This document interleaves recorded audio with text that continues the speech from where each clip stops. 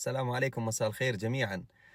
حبيبي الغالي، راح عليك هذا الشهر وما أكثرت من قراءة القرآن، بل قد تكون ما فتحت المصحف إلى الآن، وتعتذر أن الجوال أخذ وقتي والجوال ألهاني والجوال أشغلني. يا حبيبي الغالي، الجوال صحيح يلهي، لكن هذا ليس السبب الرئيسي. السبب الرئيسي أنك أنت لست مهتما بالقرآن. أرجوك ركز معي قليلا لعلك تستفيد.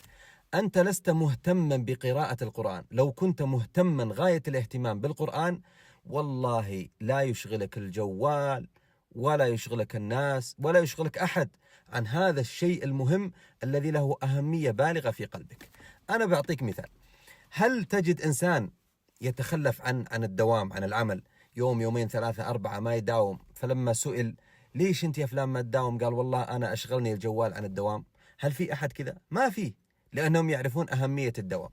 هل في إنسان ما يأكل يوم يومين ثلاثة أربعة ونسأله ليش ما تأكل قال يا أخي أنا أشغلني الجوال عن الأكل، ما استطعت آكل، الجوال أخذ كل وقتي؟ ما في، لأن الأكل مهم.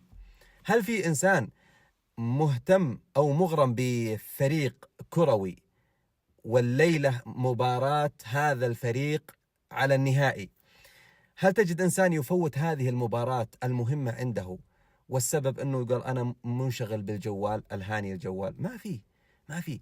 الأشياء المهمة ما يشغلك عنها الجوال. فالسبب الرئيسي هو عدم اهتمامنا بالقرآن. نحن لسنا مهتمين بالقرآن، ما أعطينا القرآن أهمية بالغة، ليس له مكانة كبيرة في قلوبنا، فطبيعي يلهينا الجوال ولا غير الجوال. يعني لو سحبت منك الجوال أشغلك شيء ثاني عن القرآن، أي شيء يمكن أن يشغلك عن القرآن، لأن السبب الرئيسي هو أنني لست مهتما بالقرآن، ليس له قيمة، ليس له مكانة، ليس عندي رغبة وشغف في التعلق بالقرآن والاشتغال به وقراءته وتدبره وحفظه والعمل به. أسأل الله سبحانه وتعالى أن يفتح علينا وإياك أيها المبارك في قراءة القرآن.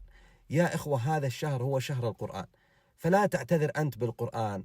أول شيء صحح قصدك وصحح نيتك وصحح مفهومك. قل أنا أصلا لست مهتم بهذا القرآن، أنا لو كنت مهتما ما ألهاني الجوال، ما أشغلني الجوال، ما أخذني الجوال عن القرآن. أسأل الله سبحانه وتعالى أن يرزقنا وإياك قراءة القرآن، وأن يحبب إلينا وإياك قراءة القرآن، وأن يجعلنا من أهل القرآن الذين هم أهله وخاصته. أسأله سبحانه وتعالى أن يجعل هذا القرآن شفيعا لنا يوم القيامة، إنه ولي ذلك والقادر عليه.